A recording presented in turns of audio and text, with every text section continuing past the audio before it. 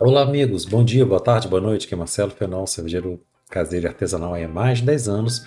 E hoje vamos falar aqui, fazer um react sobre o módulo de mosturação, que é o quinto módulo da minha série de 10 módulos do curso básico de cerveja. É um curso que tem ali 20 e poucas horas aulas. Essa aula tem 2 horas e meia. E a gente está aqui no minuto 54, né, fazendo ali uns 5, 10 minutinhos de vídeo deste conhecimento. Então, se você quer aprender a fazer cerveja comigo, eu te convido a conhecer marcelofenol.kbook.com.br, lugar que eu tenho para fazer cerveja junto com você. Além das videoaulas que estão gravadas, você vai ter todo o meu suporte técnico no teu conhecimento cervejeiro, no teu estudo cervejeiro. Eu vou tirar suas dúvidas, te mostrar outros métodos. No grupo de alunos, você vai discutir, trocar as ideias. Você não vai estar sozinho. 100% de garantia o seu dinheiro de volta, beleza? Então vamos aqui ao quinto módulo. A quinta parte do quinto módulo.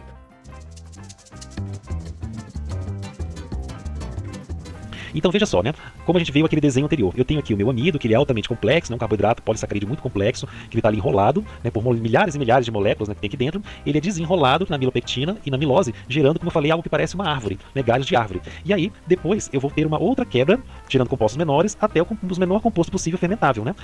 O menor composto fermentado, que tem essa carinha aqui, ó, é a glicose. Ele é o monossacarídeo mais simples que existe, né? O açúcar mais simples que tem. Então, este elemento aqui ele é representado por esse hexágono aqui, ó. Quando eu tenho um só, eu tenho glicose. Quando eu tenho dois, eu tenho a maltose, no caso do malte, ou a frutose, no caso do açúcar que vem das frutas. Então, a junção desses hexágonos, né, desses vários itens aqui de glicose, vão gerar o que a gente vê aqui nessas minhas dextrinas. E as minhas enzimas, elas vão trabalhar nesses pontos. A beta-milase sempre vai trabalhar de par em par, ó. Ele vai atuar aqui e quebrar esse parzinho, atuar aqui e quebrar esse parzinho, né? Outro exemplo, olha aqui em azul, ó. Vai atuar aqui e quebrar esse parzinho, vai atuar aqui e quebrar esse parzinho. Já a alfa-milase, ela atua em pontos aleatórios. Em qualquer ponto que tiver aqui na minha árvore, ele vai quebrar. Então, se eu fizesse uma analogia com uma árvore, a beta-milase é como se fosse uma tesoura, que eu vou quebrar lá no meu galho pequenininho em pontos pequenos. Já a minha alfa-milase é como se fosse uma motosserra. Ela vai em qualquer ponto e quebra aqui. Ela pode tanto quebrar em pontos complexos, como ela pode quebrar aqui na pontinha também, ó, gerando aqui uma glicose. Então, veja aqui em vermelho, ó, esses pontos vermelhos, qualquer um desses pontos em vermelho podia ser quebrado por uma alfa-milase. Então, quer dizer que uma alfa-milase pode quebrar no mesmo ponto da beta-milase, gerando aqui, né, uma maltose? Sim, ela pode também atuar aqui, como em qualquer outro ponto. Ok, por fim. E a minha limite dextrinase, onde é que ela atua? Como eu falei, nas junções triplas. Olha aqui, ó. Esta molécula de glicose, ela tá juntando aqui, ó, um ponto, dois pontos e três pontos. Então é nesta perninha aqui, ó, que atua a minha limite dextrinase. Ela quebra essa terceira perna, gerando aqui, ó, soltando toda essa cadeia de açúcar. Então ela pode atuar aqui, no caso dessa molécula, pode atuar aqui, ó, soltando essa cadeia. No caso desse exemplo aqui, ó, ela atua somente aqui. Então vamos voltar aqui de novo para esse nosso desenho. Olha aqui, ó. Eu tenho aqui minhas moléculas altamente complexas, né? A minha beta, alfa vão quebrando essas moléculas, a minha limite dextrinase vão nesses pontos de junção tripla quebrando, e eu vou quebrando, quebrando, até chegar nesse nível todo quebradinho, onde eu tenho meu mosto fermentável. Enquanto eu tenho mosto assim, ó, somente esse disacarídeo e esse trissacarídeo que está aqui pode ser fermentado. Tudo isso aqui, ó, seria açúcar residual não fermentável. Então, com isso aqui, eu praticamente não teria cerveja. Uma cerveja com 1% de grau alcoólico, ou talvez nem isso. Eu preciso quebrar dessa forma, olha aqui, monossacarídeos, disacarídeos, trissacarídeos ou polissacarídeos, como aqui, para ter a minha cerveja fermentável, ok? Este é o papel das enzimas, sair daqui e chegar neste ponto de trabalho.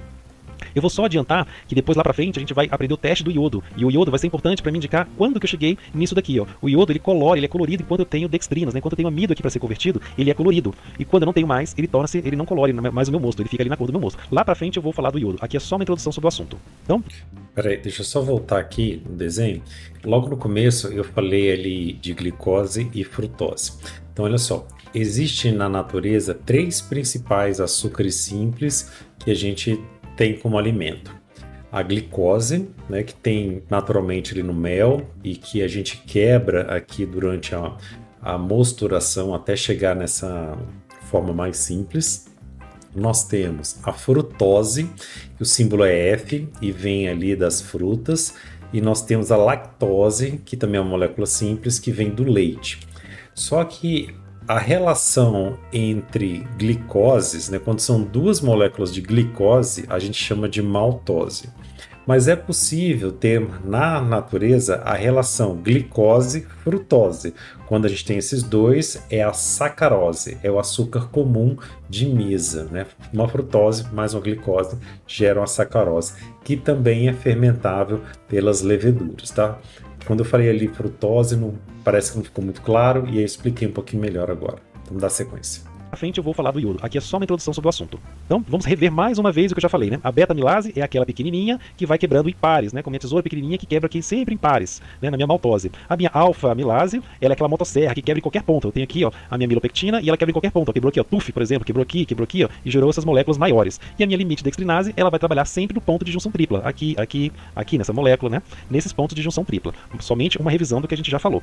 Cada enzima atua numa faixa de temperatura diferente, olha. Veja aqui, ó, 60 a 64 graus é onde a beta-amilase melhor trabalha. Um pouco mais acima, 66 a 69, é onde a alfa-amilase trabalha melhor. Se a gente privilegia uma temperatura, eu tenho uma quebra, né, de vários pontos, como está vendo aqui, ó, disacarídeos ou polissacarídeos ou trissacarídeos. Se eu privilegio a beta-amilase, eu vou quebrando sempre em disacarídeos, deixando para trás moléculas muito grandes, como eu tenho aqui. Eu vou quebrando em 2, quero 2, 2, 2, chega aqui ela para. Quero 2, 2, 2, 2, chega aqui ela para. 2, 2, 2, 2 aqui para. Vem por aqui, ó, 2 e para. E acaba que fica esse residual aqui para minha alfa-amilase ou minha limite poder quebrar. Como a temperatura da limite dextrinase é a mesma da beta e da alfa, ela acaba quebrando esses pontinhos de interseção tripla e gerando também, permitindo depois que a alfa continue a sua quebra.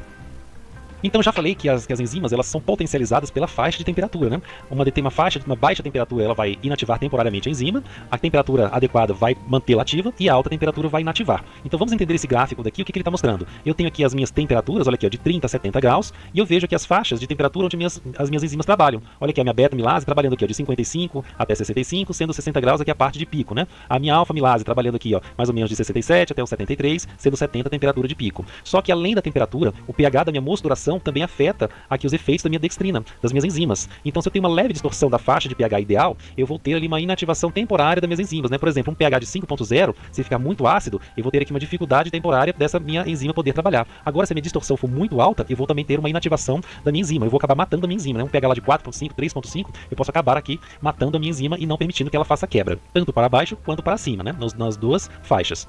E o meu tempo de mosturação também influencia o trabalho da minha enzima. Quanto mais tempo tiver, mais tempo a enzima vai trabalhar. Mas normalmente 15 a 20 minutos sobre as outras condições ideais, né, de viscosidade e de pH é suficiente para que a enzima faça o trabalho de que ela tem que fazer.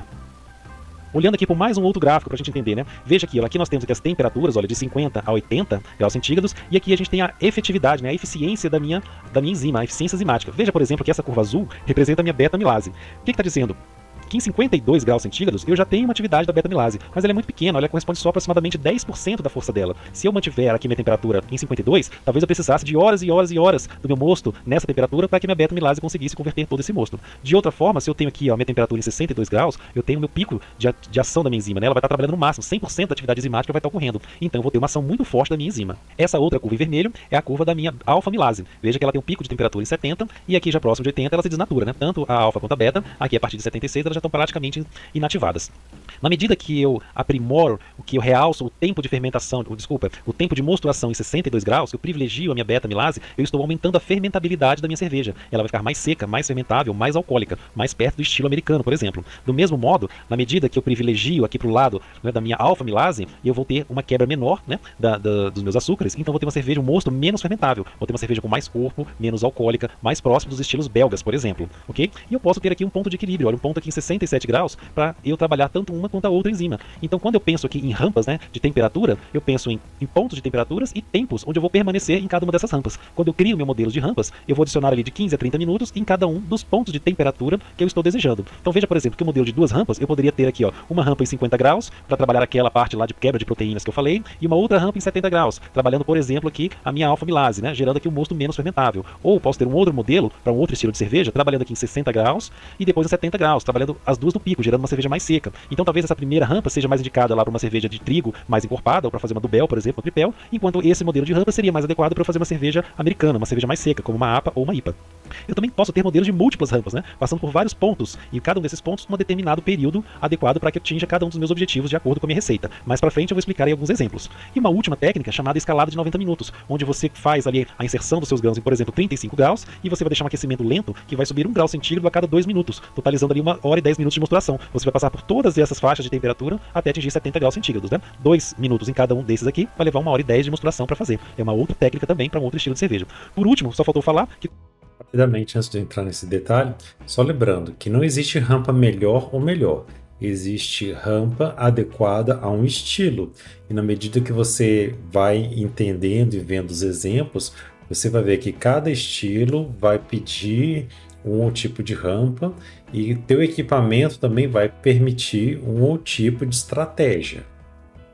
E quanto menor é a minha fermentabilidade, maior é a minha quantidade de açúcares não fermentáveis, chamados de dextrinas, né? Quando eu privilegio aqui a minha alfa-amilase, eu estou gerando mais dextrinas, mais açúcares não fermentáveis. Então, a janela principal para a gente gerar mosto, para a gente fazer cerveja, está perto aqui dessa região, 64 a 70 graus centígrados. Esse aqui é o principal alvo do cervejeiro. Trabalhando essa faixa de temperatura, a gente vai conseguir aí ter vários estilos de cerveja. E só não falei ali que 67, que é o meio ali dos dois, né? Aqui 67 é o ponto onde a gente teria o equilíbrio entre beta e alfa. Então, se você vai fazer uma rampa única, trabalhando em 66, 67 graus, você vai estar agindo ali nas duas enzimas ao mesmo tempo. Não estarão na máxima eficiência, mas as duas estão agindo.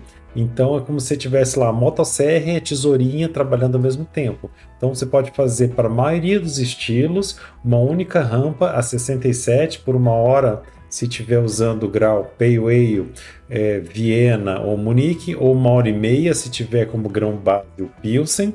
E pronto, 1 hora e meia, 67 graus e acabou, terminou ali sua mostura. Com certeza vai estar tudo convertido, tá bom? Já conseguir Pessoal, ter vários estilos de cerveja.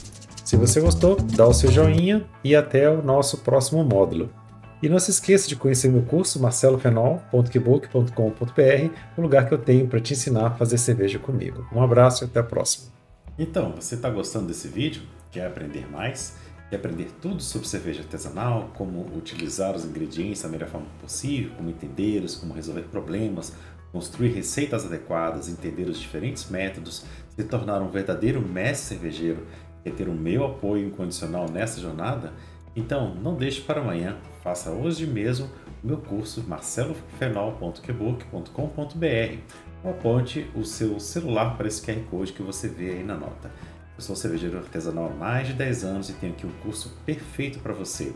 Com mais de 20 horas aulas nesse curso introdutório e intermediário, mais 3 módulos bônus. E além do curso, você vai ter acesso direto a mim por telefone, WhatsApp, e-mail e também ao grupo de alunos, onde lá a gente vai poder trocar ideias, melhorar as suas questões, sua performance, corrigir, ver outras formas, né, de fazer às vezes a mesma coisa sobre o ponto de vista dos demais colegas. Se você gostou, eu te espero lá. Assine hoje mesmo marcelofenol.kbook.com.br.